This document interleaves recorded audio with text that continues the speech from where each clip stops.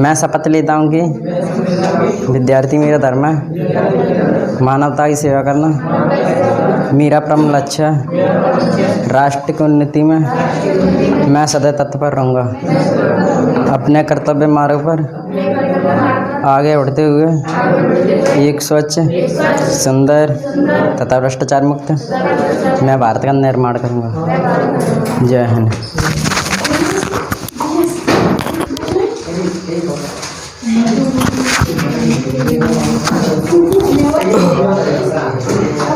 देखो, एक बेहतरीन भारत के निर्माण करने के लिए सबसे पहले आपको भारत का इतिहास जानना ज़रूरी है। हमारा भारत का इतिहास बड़ा ही गौरवशाली रहा है। हम लोग इतिहास के क्रम में प्राचीन इतिहास का अध्ययन कर चुके हैं, पूरा का पूरा प्राचीन इतिहास पढ़ लिया था। केवल दक्षिण भारत के प्राचीन इतिहास, संगमकालीन इतिहास का अध्ययन हमने नहीं किया था, लेकिन लगभग प्राचीन इतिहास पूरा ख़त्म कर दिए थे। संगमकालीन इतिहास से ज़्यादा प्रश्न आते नहीं हैं, लेकिन फिर भी टाइम निकाल करके संगमकालीन इतिहास पढ़ाएंगे। आज से हम लोग शुरू कर रहे हैं मध्यकालीन भारतीय इतिहास के बारे में। देखो, प्राचीन इतिहास हमारा बहुत गौरवशाली था। हमने देखा कि प्राचीन इतिहास कहाँ से प्रारंभ होता है। सबसे पहले मानव का उद्भव होता है ना, उसके बाद मानव पाषाण युग में चला जाता है। भाई, मानव का उद्भव कैसे हुआ? ऐसा जो है डार्विन ने कहा है कि हमारी जो पूर्वज थे कौन थे? बानर थे, बंदर थे। बंदरों की ही एक प्रजाति थी जो है होमोसेपियंस, उसी से फिर मानव उद्भूत हुआ। होमोसेपियंस से ही मानव जो है आज का वर्तमान मानव बन करके आए हैं। तो अफ्रीका महाद्वीप से जब मानव उद्भूत होता है तो वहाँ से फिर जो है मानव पूरे संसार में फैल जाता है, प्रवास होता है, अंतर्राष्ट्रीय प्रवास होता है।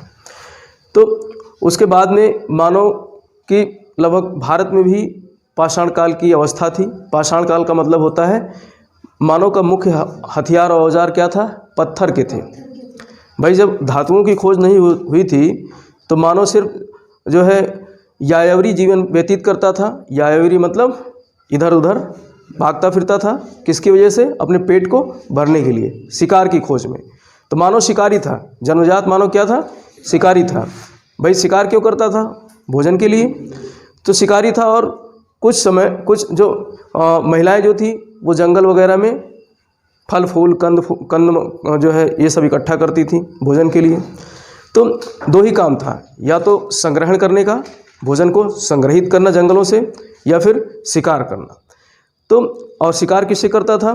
पाषाण के हथियारों से, पत्थर के औजारों से। तो हमने पाषाण काल को देखा। पाषाण काल में भी 3 विभाजन देखा था हमने प्राचीन समय में। एक पुरा पाषाण काल था, मध्य पाषाण काल था और नवपाषाण काल था। जो आग का प्रयोग मानव सीखा था किस काल में? नवपाषाण काल में। पहिए का आविष्कार हो गया, आग को जलाना सीख गया। आग तो थी प्रकृति में पहले से ही, देखता था लेकिन भयभीत हो जाता था। जैसे ही कहीं आग जली डर के भाग जाता था। लेकिन नवपाषाण काल आते आते समझ गया कि आग हमारे लिए क्या है? बहुत क्रांतिकारी चीज़ है। तो जब आग के बारे में उसका प्रयोग सीख गया तो फिर उसने जो है मांस को भून कर खाना शुरू कर दिया। पहले कच्चा मांस खाता था। उसके बाद में फिर जो है वो पहिए का आविष्कार कर लिया। तो फिर जो है आवागमन के साधन में उसकी वृद्धि हुई, इधर उधर जाने में उसको आसानी हो गई। तो इस तरीके से नवपाषाण युग मानव के जीवन में बहुत बड़ा क्रांतिकारी युग था। प्रश्न आ जाता है कभी कभी कि जो है आग की खोज कब हुई? नवपाषाण काल में। खोज तो कुछ नहीं होती, सब कुछ प्रकृति में ही रहता है। खोज किसी चीज़ की नहीं होती है, लेकिन मानव इसका प्रयोग सीख गया। अग्नि का प्रयोग कब सीख गया? नवपाषाण काल में। और पहिए के बारे में जान गया। तो जब पहिया जान गया तो वहीं पर फिर मृद भांड बनने लगे। क्या बनने लगे? मृद भांड। मृद मतलब मिट्टी, मिट्टी के बर्तन।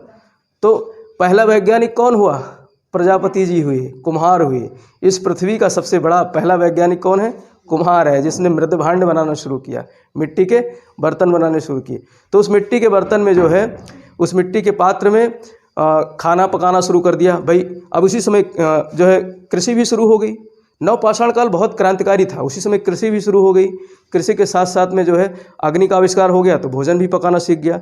और जब सब कुछ सीख जाएगा, मानव क्रांतिकारी परिवर्तन आ गया, तो मानव जो है एक समुदाय में रहने लगा। किस में रहने लगा? समुदाय में। तो समाज का विकास हुआ। अब समुदाय में जब रहेंगे, समाज का विकास होगा, तो एक दूसरे का ज्ञान क्या होगा? आदान प्रदान होगा। एक दूसरे का ज्ञान आदान प्रदान होगा। तो फिर इस तरीके से सोसाइटी विकसित हुई। तो ये नवपाषाण काल हम लोग देखे बहुत क्रांतिकारी था। उसके बाद हमारा इतिहास कहाँ शुरू होता है? ताम्रपाषाणिक युग से। कहाँ से? ताम्रपाषाणिक युग। तांबे का ज्ञान हो गया, पत्थर का ज्ञान, पत्थर के औजार बनाना सीख गया। लेकिन बाद में जो मानव पहला धातु मानव ने जो सीखा, पहले धातु के बारे में जो ज्ञान हुआ मानव को, कौन सा धातु था? तांबा। तो प्रश्न कभी कभी आ जाता है कि मानव को ज्ञात सबसे पहला धातु कौन सा था? तांबा। तो इसीलिए ताम्रपाषाणिक संस्कृति आई। तो तांबे के बारे में जानकारी हो गई मानव को, तो तांबे का भी औजार हथियार बनाने लगा। लेकिन पत्थर साथ साथ में चलते रहे, क्योंकि तांबे के औजार और हथियार बहुत सॉफ्ट होते थे, मुलायम होते थे, तो उनसे ज़्यादा मानव के लिए ज़्यादा वो क्रांतिकारी नहीं रहा। तो इसीलिए जो संस्कृत विकसित हुई इसको कहा गया ताम्रपाषाणिक संस्कृत। ताम्रपाषाणिक संस्कृत के बाद में फिर जब तांबे के साथ साथ में जो है तांबे में टिन मिला करके कांसा बनाना सीख गया, तो कांस्य युग आ गया। कौन सा युग आ गया? कांस्य युग आ गया। तांबे में जब टिन को मिश्रित करके एक मिश्र धातु बनाया, तो इस पृथ्वी का सबसे पहला जो मिश्र धातु थी कौन सी थी? कांसा था। अब जो है तांबे में जब टिन मिला दिया तो फिर तांबा हो गया मजबूत। तो उस कांस्य युग, अब जब धातुओं के बारे में जानकारी हो जाएगी, पत्थर की अपेक्षा धातु आ जाएंगे, तो कृषि में जो है क्रांतिकारी परिवर्तन आएगा कृषि में। तो कांस्य युग में कृषि में भी क्रांतिकारी परिवर्तन आया। तो इस तरीके से हम लोग कांस्य युग देखते हैं। वो कौन सा युग था? हड़प्पा सभ्यता वाला युग था। वो कौन सा युग था? हड़प्पा सभ्यता। हड़प्पा संस्कृत को कांस्य युगीन संस्कृति भी कहा गया है, मैंने बताया है। और वो सिंधु नदी के किनारे विकसित हुई, तो इसे सिंधु घाटी की सभ्यता भी कहा गया। तो लेकिन हमने बताया इतिहास का मतलब क्या होता है? इतिहास का मतलब होता है जो अतीत की घटनाएं हैं। अतीत की घटनाएं हैं। अतीत मतलब जो अभी अभी बीता है। अभी मेरा मोबाइल ब्लर कर रहा था, ये एक इतिहास बन गया। क्या बन गया? अतीत में हो चुका ना। लेकिन इसको इतिहास हम नहीं कहेंगे। अतीत की वे घटनाएं जो महत्वपूर्ण होती हैं, देश काल और परिस्थिति पर उसका प्रभाव पड़ता है। देश काल और परिस्थिति पर उसका क्या पड़ता है? प्रभाव पड़ता है। देश मतलब ये वाला देश नहीं। देश का मतलब जहाँ का इतिहास बन रहा है उस क्षेत्र में उसका प्रभाव पड़े। उस देश का मतलब यहाँ स्थान से कह सकते हो। किससे कह सकते हो? स्थान पे उसका प्रभाव पड़े, उस घटना का स्थान पर प्रभाव पड़े, समय पर प्रभाव पड़े। काल मतलब समय पर प्रभाव पड़े, और जो परिस्थितियाँ हैं उन पर प्रभाव पड़े। तो ऐसी अतीत की घटनाओं को क्या कहा जाता है? इतिहास कहा जाता है। तो अब ये इतिहास बनता चला जा रहा है धीरे धीरे। मानव का उद्भव हुआ, पाषाण काल आया, फिर जो है कांस्य युगीन संस्कृति, वो ताम्रपाषाणिक संस्कृति आई, फिर कांस्य युगीन संस्कृति आई। लेकिन धीरे धीरे विकास कर रहा था मानव, तो उस समय स्क्रिप्ट का भी विकास होने लगा था। लिखने की पद्धति सीख रहा था मानव, लिख रहा था। पहले जो है इस तरीके से अक्षर ज्ञान नहीं था, तो चित्र बनाता था, चित्र के माध्यम से सीखता था। जैसे कोई भी बात एक दूसरे को बताना है तो चित्र के माध्यम से। वे बोलना नहीं जानता था, जैसे जानवर नहीं बोल सकते हैं ऐसे मानव नहीं बोल सकता था। अपने भावनाओं को अपने जो है व्यक्त करने के लिए वो संकेत करता था।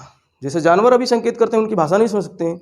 लेकिन धीरे धीरे मानव ने जो है ऐसे बोलना सीख लिया, साथ साथ में लिखना सीख लिया। लिखने में पहले चित्र की शैली आई, चित्रात्मक शैली आई।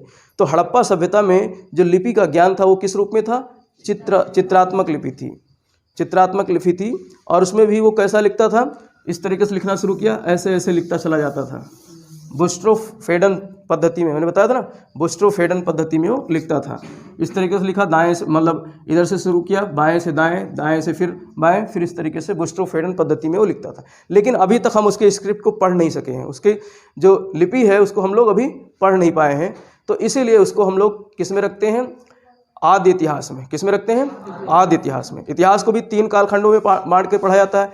प्राग इतिहास, जो पाषाण युग था, ताम्रपाषाण युग था, ये किस में था? प्राग इतिहास में था। क्योंकि इस समय मानव के पास लिपि का ज्ञान नहीं था, मानव लिख नहीं सकता था।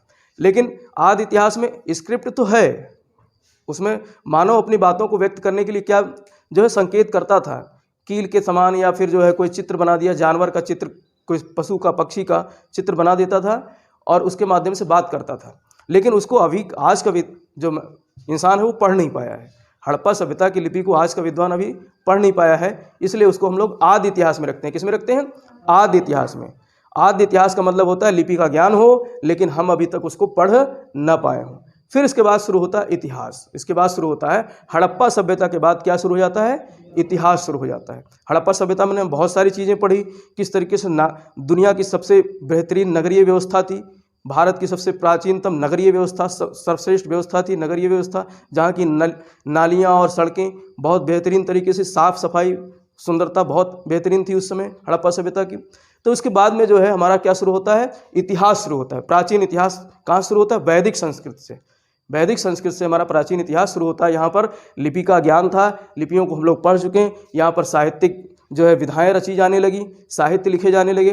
तो उसमें भी हम लोग वेद में इसको वैदिक संस्कृत को दो भागों में बांटते हैं, एक ऋग्वैदिक काल और दूसरा उत्तर वैदिक काल। यानी हमारा इतिहास शुरू होता है लगभग 1500 ईसा पूर्व से। कब से शुरू होता है, 1500 ईसा पूर्व से, यहीं से इतिहास माना गया है। लेकिन जब जो है हड़प्पा की खुदाई हुई तो वहाँ एक नया इतिहास निकल करके आया कि हमारा इतिहास 1500 ईसा पूर्व से भी पुराना है। लगभग 2500 ईसा पूर्व के आसपास से हमारा जो प्राचीनतम इतिहास शुरू होता है हड़प्पा, लेकिन उसकी लिपि अभी नहीं पढ़ी जा चुकी है। तो हम लोग मूल इतिहास जो हमारा ऐतिहासिक काल है कहाँ शुरू होता है, वैदिक संस्कृत से, वैदिक कल्चर से, जो 1500 ईसा पूर्व से शुरू होता है। अब देखो यहाँ पर इतिहास के विद्यार्थी हो, पढ़ रहे हो, तो आपको BC और AD में अंतर पता होना चाहिए। BC और AD में अंतर पता होना चाहिए। BC का मतलब होता है बिफोर क्राइस्ट, बिफोर क्राइस्ट। देखो यहाँ पर हम लोग ग्रेगोरियन कैलेंडर का इस्तेमाल करते हैं। कौन सा कैलेंडर, ग्रेगोरियन। जैसे आज कितनी तारीख है, 12 मई 2022। तो ये कौन सा कैलेंडर है, ग्रेगोरियन कैलेंडर। ग्रेगोरियन कैलेंडर ये सौर पंचांग पर आधारित है, जिसको बनाया गया है किस पर, ईसाई धर्म में जो उनके प्रोफेट थे, उनके जो ईश्वर थे ईसा मसीह, उनके आधार पर इसको बनाया गया है। तो उनका जन्म 1 AD में होता है। मतलब 1 AD जो है एक विभाजक रेखा है। इसके बाद, इसके पहले का समय जो है वो क्या कहलाता है, बिफोर क्राइस्ट कहलाता है। 1 AD से शुरू हो जाता है एनो डोमिनी। वैसे इसका फुल फॉर्म क्या होता है AD का, एनो डोमिनी। एनो डोमिनी का मतलब होता है ईश्वर के बाद का समय, ईश्वर के बाद का समय। ईश्वर पैदा हो गए हैं, कौन, ईसा मसीह, वो पैदा हो गए हैं, उसके बाद का समय कहलाता है AD, एनो डोमिनी, एनो डोमिनी। बहुत लोग नहीं जानते हैं AD का फुल फॉर्म, तो कह देते हैं आफ्टर डेथ, आफ्टर डेथ। किसकी मृत्यु के बाद, ईसा मसीह के मृत्यु के बाद। लेकिन आपको ध्यान रखना है एनो डोमिनी इसका फुल फॉर्म है। लेकिन आज हम इस्तेमाल करते हैं BC और जो है क्या, बिफोर कॉमन इरा, BCE यूज करते हैं। BCE और CE और VCE यूज करते हैं। BCE का मतलब हो गया बिफोर कॉमन इरा। कॉमन इरा कौन सा है, जो आज का समय है उसको क्या कहते हैं, कॉमन इरा। कॉमन इरा से पहले का समय क्या हो गया, BCE, और CE का मतलब हो गया कॉमन इरा। चाहे CE पढ़ो चाहे AD पढ़ो, दोनों एक ही है। तो ये शुरू, जैसे यहाँ पर मान लेते हैं ये जो है एक विभाजक रेखा है। ये क्या है, विभाजक रेखा, जो 0 मान लेते हैं।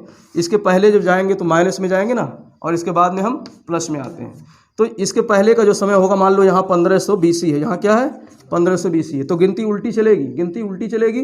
1500 के बाद 1400 BC आएगी, 1500 के बाद क्या आएगा 1400 BC, फिर 0 पे आकर के यहाँ पर रुकेगा। फिर उसके बाद में समय शुरू होगा 1 AD, क्या शुरू होगा 1 AD, 2 AD। इस तरीके से आज हम आ गए 2022 AD में। कब आ गए, 2022 AD में।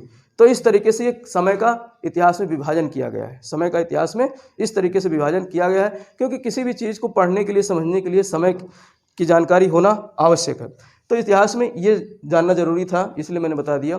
तो 1500 BC में शुरू होता है हमारा कौन सा, ऋग्वेद, ऋग्वैदिक संस्कृत शुरू होती है। और उसके बाद में ये चलता है 1000 BC तक। फिर 1000 BC से 600 BC तक का जो समय होता है वो क्या होता है, उत्तर वैदिक काल का। कौन सा समय होता है, उत्तर वैदिक काल का। तो यहाँ पर जो है ऋग्वेद में क्या है, ऋग्वेद जो वैदिक संस्कृत है उसमें वेदों की रचना होती है। वैदिक संस्कृत में वेदों की रचना होती है। जब सबसे प्राचीनतम वेद कौन सा है, ऋग्वेद है। ऋग्वेद सबसे प्राचीनतम वेद है। ऋग्वेद, यजुर्वेद, सामवेद और अथर्ववेद, इस तरीके से 4 वेदों की रचना होती है, जिसमें अथर्ववेद को छोड़ करके 3 वेदों को वेदत्रयी कहा गया है। क्या कहा गया है, वेदत्रयी। अथर्ववेद नहीं शामिल किया गया है वेदत्रयी में, प्रश्न इसमें से आ जाते हैं। तो इस तरीके से वेदों की रचना हुई। और वेद क्या है, अपौरुषेय हैं, मतलब पुरुषों ने इसकी रचना नहीं की है। पुरुष मतलब यहाँ पर भाई पहले हमारा समाज क्या था, पुरुष प्रधान था, तो इसलिए एक शब्द गढ़ा गया अपौरुषेय। अपौरुषेय, अपौरुषेय का मतलब जिसकी रचना पुरुष ने ना की हो। पुरुष मतलब इंसान, आप ऐसे समझ सकते हो। लेकिन समाज हमारा जो है पुरुष प्रधान था, तो स्त्रियों को एक किनारे रख दिया जाता था, तो कोई भी शब्द उस समय बनते थे तो उसमें पुरुषों की झलक देखने को मिलती थी। तो हमारा जो वेद है हमारे, वो कैसे हैं? अपौरुषेय हैं, श्रुति साहित्य हैं। वो क्या है? श्रुति साहित्य। ईश्वर ने सुनाया है कुछ ऋषियों को, कुछ मुनियों को, कुछ ज्ञानियों को, और उन ज्ञानियों ने उनको सुन करके लिख दिया है, तो इसीलिए उसको कहा जाता है श्रुति साहित्य। तो वेदों की रचना हुई। वेदों में हमने देखा वैदिक कल्चर, वैदिक समाज किस तरीके से था। उसके बाद में धीरे धीरे जो है समाज जो है पहले कर्म पर आधारित था, फिर बाद में जातियों पर आधारित बढ़ने लगा। उत्तर वैदिक काल में समाज जातियों पे आ गया। फिर इसके बाद में हम लोगों ने पढ़ा, वैदिक काल के बाद में एक धार्मिक क्रांति आती है। भाई वैदिक काल में ब्राह्मणों का वर्चस्व था, और ब्राह्मणों को वर्चस्व होने के कारण जो है समाज में अन्य जातियों को नेग्लेक्ट किया जाने लगा। तो 6ठी शताब्दी ईसा पूर्व में समाज में धार्मिक क्रांति होती है। क्या होती है? धार्मिक क्रांति। और उस धार्मिक क्रांति में 2 नए धर्म उदय होते हैं। कौन से? बौद्ध धर्म और जैन धर्म। 6ठी शताब्दी ईसा पूर्व में बौद्ध धर्म और जैन धर्म, 2 धर्म जो है ब्राह्मण धर्म के प्रतिक्रिया स्वरूप उसके विरोध में उत्पन्न होते हैं। क्योंकि ब्राह्मण धर्म में क्या था? सब कुछ जो है एक ताना बाना सा बुन दिया गया कि जो है सब कुछ मतलब समाज में जो सबसे बड़ा वर्ग है, सबसे उच्च वर्ग है, ब्राह्मण है, मतलब समाज को वर्गीकृत कर दिया गया इस तरीके से। तो इसके प्रतिक्रिया स्वरूप जो है समाज में एक नए वर्ग का धार्मिक क्रांति आती है, धार्मिक आंदोलन आता है, जिसमें 2 नए जो है धर्म उदित होते हैं, बौद्ध धर्म और जैन धर्म। इसका हम लोगों ने बहुत गहराई से अध्ययन किया था। फिर इसी दौरान क्या शुरू होता है? महाजनपद काल आता है। कौन सा काल आता है? महाजनपद। माने बड़े बड़े राज्यों का उदय शुरू होता है, जिसमें सबसे प्रमुख राज्य कौन सा? 16 महाजनपदों का हमने अध्ययन किया। 16 महाजनपदों में मगध का उत्कर्ष होता है। किसका उत्कर्ष होता है? मगध का। अब देखो मगध के उत्कर्ष के पीछे जो कहानी थी वो क्या थी? देखो संपत्ति और संपदा, प्राकृतिक संसाधन बहुत ज़्यादा महत्वपूर्ण होते हैं। और जो मगध था, मगध की लोकेशन हमने बताया वो सोन नदी और गंगा नदी के जो है संगम पे था। देखो ये भारत है हमारा, और ये वाला जो क्षेत्र था क्या था? मगध था। ये क्या था? मगध। बाकी बहुत सारे 16 जनपद इसमें थे। यहाँ की जो स्थिति थी, यहाँ ये गंगा आती थी, इधर से ये सोन नदी जा रही है। इस क्षेत्र में जो है बहुत यहाँ पाटलिपुत्र था, पटना हुआ करता था, जो राजधानी हुआ करती थी प्राचीनतम मगध की। तो पाटलिपुत्र गंगा और सोन नदी के संगम पे स्थित था, जो 7 पहाड़ियों से घिरा हुआ था। तो सुरक्षा की दृष्टि से बहुत ज़्यादा ये अवैध था। इसको जो है बाहरी आक्रमणकारी भेद नहीं सकते थे। और इसके अलावा जो मगध वाला क्षेत्र था ये बहुत उपजाऊ था कृषि के लिए, क्योंकि ये मैदानी क्षेत्र था, कृषि के लिए उपजाऊ था। और साथ में यहाँ पर लोहा और कोयला, बहुत सारे संसाधन मिलते थे। अगर लोहा मिल रहा है, कोयला नहीं मिलेगा तो लोहे को कैसे शुद्ध करेंगे? तो कोयला और लोहा सब कुछ यहाँ प्राप्त होता था। अभी यहाँ प्राप्त होता है इस क्षेत्र में, झारखंड वाले क्षेत्र में और उड़ीसा वाले क्षेत्र में, मध्य प्रदेश वाले क्षेत्र में सब आज भी मिलता है। तो ये पूरा मगध इसीलिए आगे बढ़ा, सभी राज्यों को लीलता गया, सभी जनपदों को लीलता गया, और मगध एक शक्तिशाली साम्राज्य बन गया। तो मगध में हमने क्या क्या पढ़ा? हर्यंक वंश पढ़ा, शिशुनाग वंश पढ़ा, नंद वंश पढ़ा और मौर्य वंश पढ़ा। इस तरीके से पढ़ा ना मगध में। तो उसमें जो है हर्यंक वंश की स्थापना बिंबिसार ने की थी। लेकिन एक हम जो है इसके पहले ऐतिहासिक वंश का भी अध्ययन सुनते हैं, जिसमें जरासंध का हमने कहानी सुनाई थी ना। तो वो एक ऐतिहासिक पात्र है, महाभारत कालीन एक ऐतिहासिक पात्र है। उसका जो कोई लिखित साक्ष्य नहीं मिलता है और ना ही कोई पुरातात्विक साक्ष्य मिलते हैं। तो लेकिन जो इतिहास वास्तव में हमारा प्राचीन इतिहास, जो राजनीतिक इतिहास शुरू होता है, वो हर्यंक वंश से शुरू होता है, जहाँ से वास्तव में राजा बन करके सामने आते हैं, जो हर्यंक वंश से बिंबिसार ने इसकी क्या की थी? स्थापना की थी। इसके बाद में जो है शिशुनाग वंश आया, जिसमें काला अशोक एक शासक था। इसके समय में बौद्ध संगीत हुई थी। और इसके बाद में नंद वंश आता है, महापद्म नंद, और एक जो है नंद वंश का संस्थापक था महापद्म नंद। और जो आखिरी शासक था नंद वंश का, कौन था? धनानंद, जिसकी लड़ाई किससे होती है? चंद्रगुप्त मौर्य और चाणक्य से होती है। चंद्रगुप्त मौर्य और चाणक्य दोनों मिलकर के धनानंद को मार देते हैं, और जो मगध पर कब्जा कौन कर लेता है? मौर्य साम्राज्य का हो जाता है। चंद्रगुप्त मौर्य राजा बनता है और उसका प्रधानमंत्री बनते हैं चाणक्य। तो चाणक्य भी एक बहुत ही ऐतिहासिक पुरुष था, ऐतिहासिक व्यक्ति था इस भारतीय इतिहास में, जिसने भारत की दिशा और दशा को मोड़ दिया। तो उसके बाद में मगध चलता है। मगध में मतलब मौर्य वंश चलता है। मौर्य वंश में हमने जो है इस तरीके से देखा कि चंद्रगुप्त मौर्य आते हैं। चंद्रगुप्त मौर्य के बाद में बिंदुसार, बिंदुसार का पुत्र अशोक आता है। अशोक के समय की सबसे महत्वपूर्ण घटना थी 261 ईसा पूर्व में घटना घटित हुई थी। 261 BC में कलिंग का युद्ध, भाई कलिंग ये वाला उड़ीसा वाला क्षेत्र था, यहाँ पर कलिंग था। तो कलिंग वाले क्षेत्र में, कलिंग में जो है मारकाट किया था अशोक ने, लाखों लोग मारे गए थे, बहुत संख्या में सैनिक घायल हुए थे, बंदी बना लिए गए थे। युद्ध के मैदान में ही अशोक का हृदय प्रवर्तित हो जाता है मरे हुए लोगों को देख करके।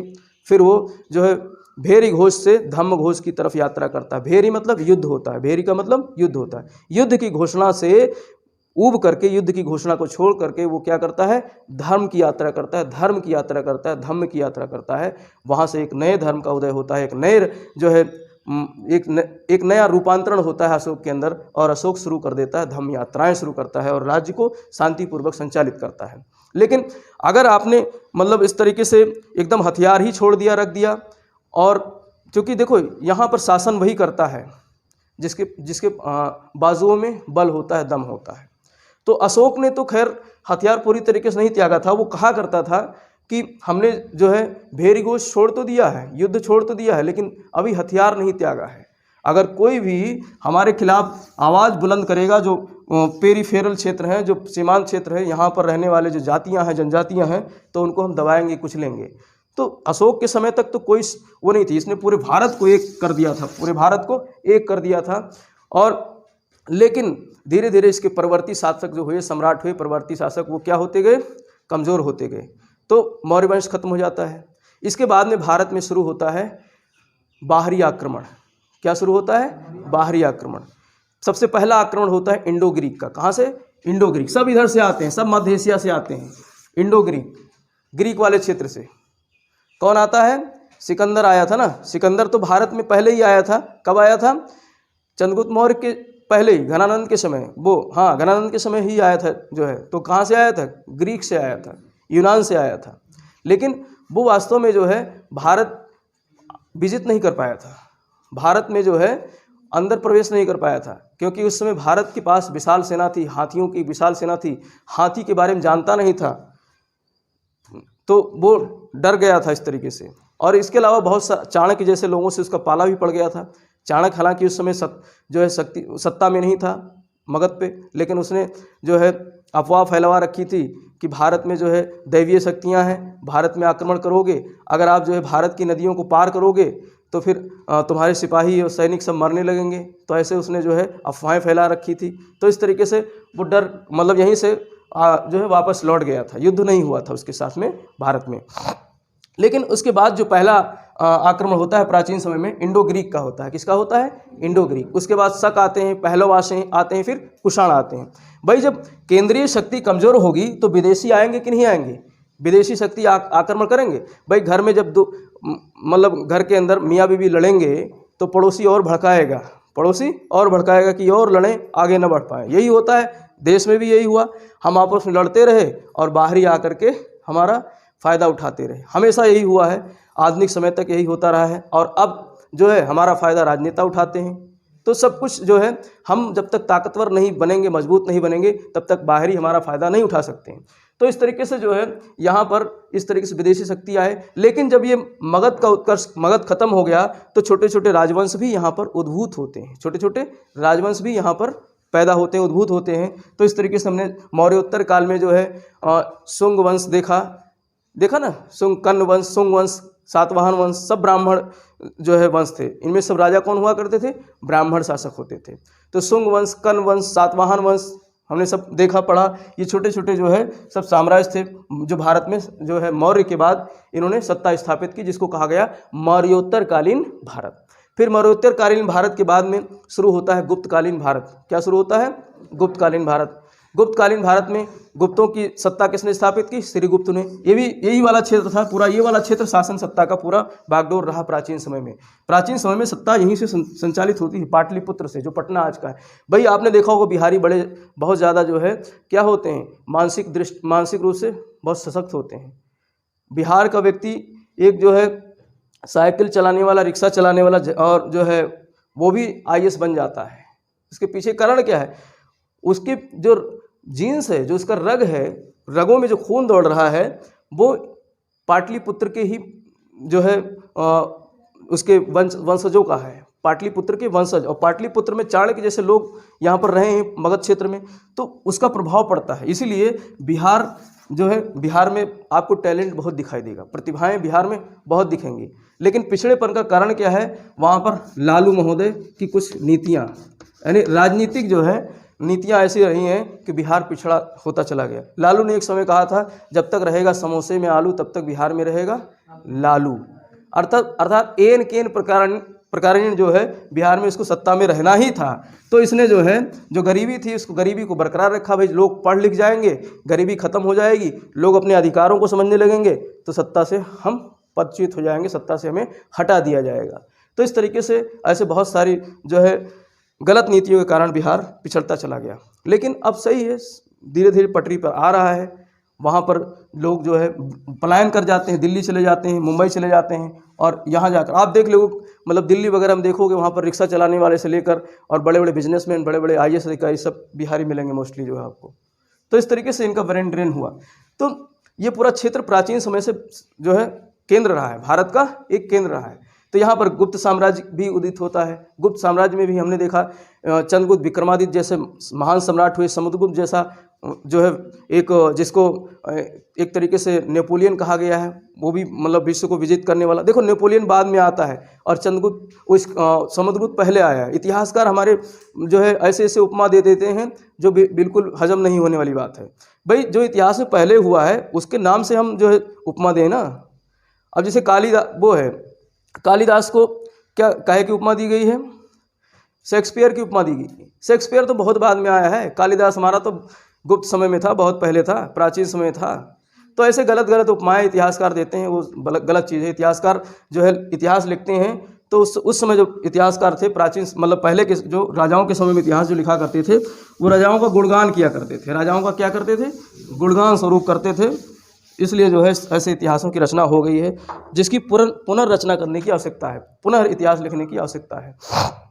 तो इस तरीके से गुप्त साम्राज्य हमने पढ़ा। गुप्तों के पतन के बाद जो है फिर हमारा भारत जो है छोटे छोटे टुकड़ों में बट जाता है, छोटे छोटे राजवंशों में बट जाता है। इसी समय हूणों का आक्रमण होता है। कौन से आक्रमण होते हैं? हूणों का आक्रमण होता है। तो इस तरीके से हमने प्राचीन इतिहास का पूरा अध्ययन किया। आप एक बार पूरा लगभग हमको लगता है 25-30 वीडियो होंगे प्राचीन इतिहास के, उनको आप पढ़ना, एक एक वीडियो को देखना, समझना, तो फिर से आपको इतिहास, हम प्राचीन अपनी गौरवशाली इतिहास को समझ सकते हैं, समझ पाएंगे। अब हम लोग शुरू करेंगे मध्यकालीन भारतीय इतिहास। देखो, जहाँ प्राचीन इतिहास हमारा हिंदू वर्चस्व का था, वहीं मध्यकालीन इतिहास मुस्लिम वर्चस्व का था। मध्यकालीन भारत हमारा जो है वो किसका था? मुस्लिम वर्चस्व का भारत था। अब हम यहाँ पर सबसे पहले बैकग्राउंड देखेंगे, अध्ययन करेंगे कि मुस्लिम धर्म कहाँ से आया, क्या मुस्लिम धर्म जो आज है वो कब से आया, कैसे उसका उदय हुआ।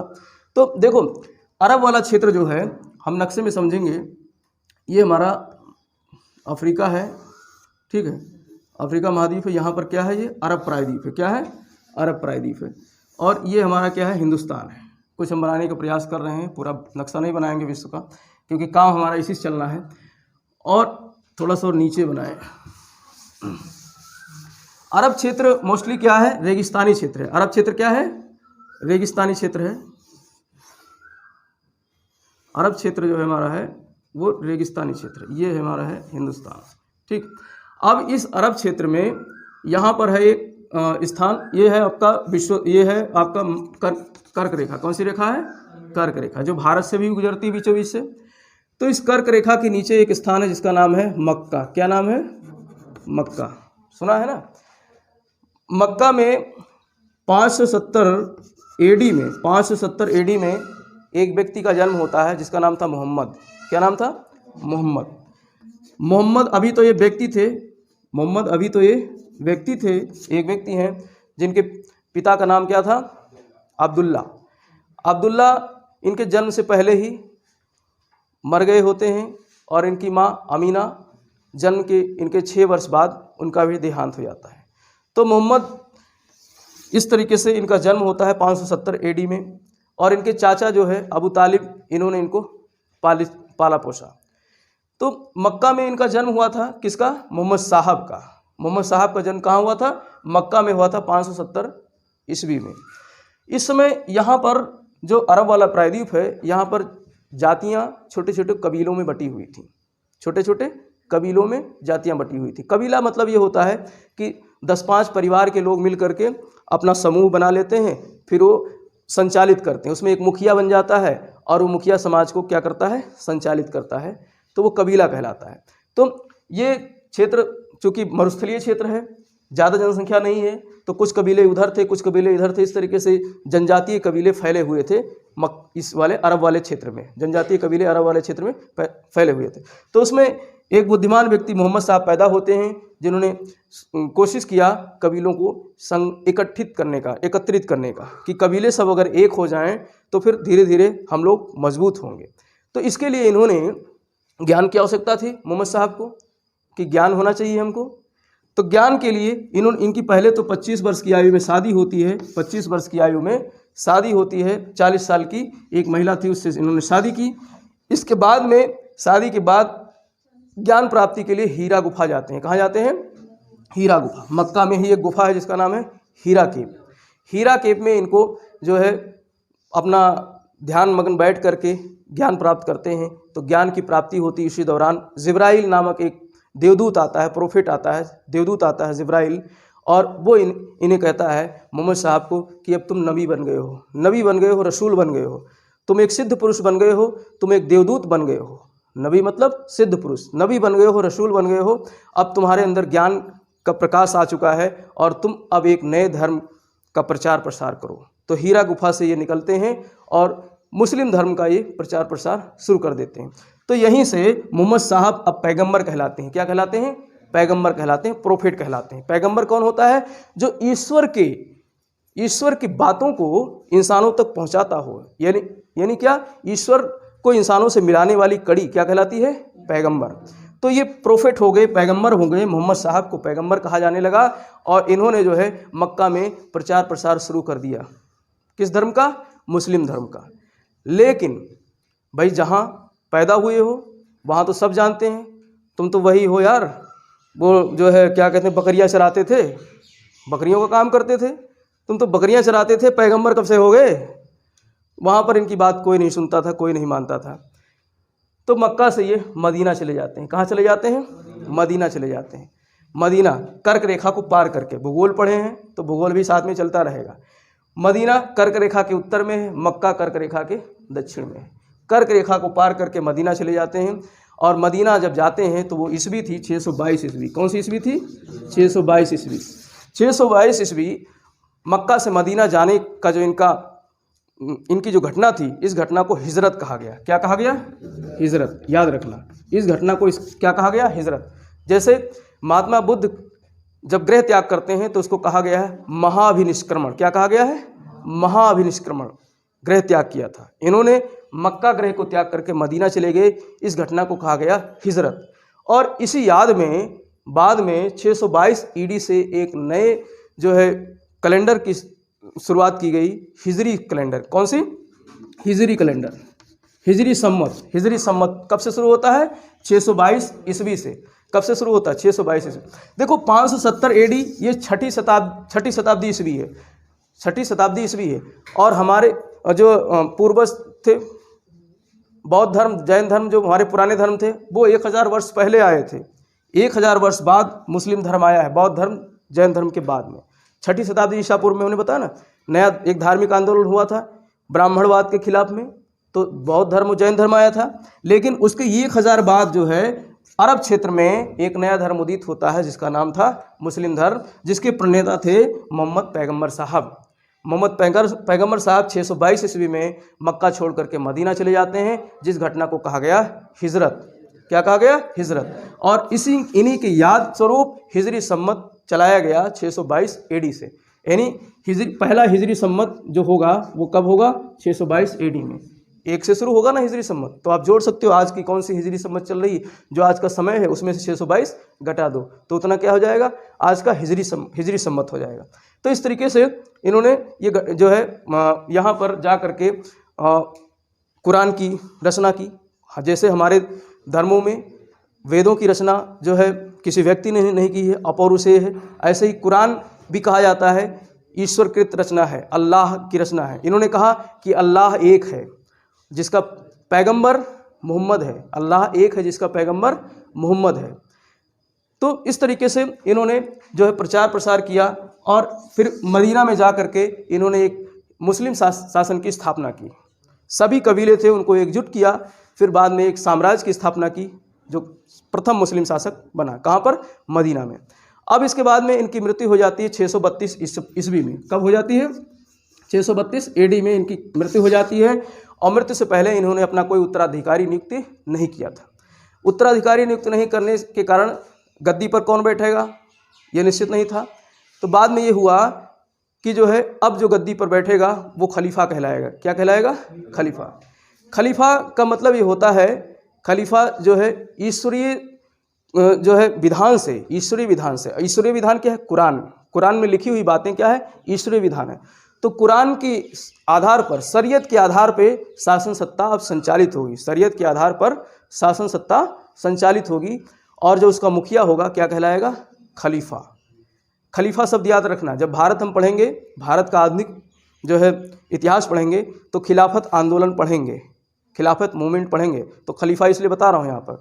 तो खलीफा, ऐसे 4 खलीफा आए शुरू में। अबू बकर हुआ, जो है उमर हुए, उस्मान हुए, अली हुए। तो इस तरीके से इन खलीफाओं ने जो है शासन सत्ता संभाली। उसके बाद में धीरे धीरे यहाँ पर जो है राजवंश की स्थापना होती है। भाई राजा धीरे धीरे अब बनेंगे। पहले तो राजा क्या थे? भाई मोहम्मद साहब ने अपने आप को राजा नहीं घोषित किया था।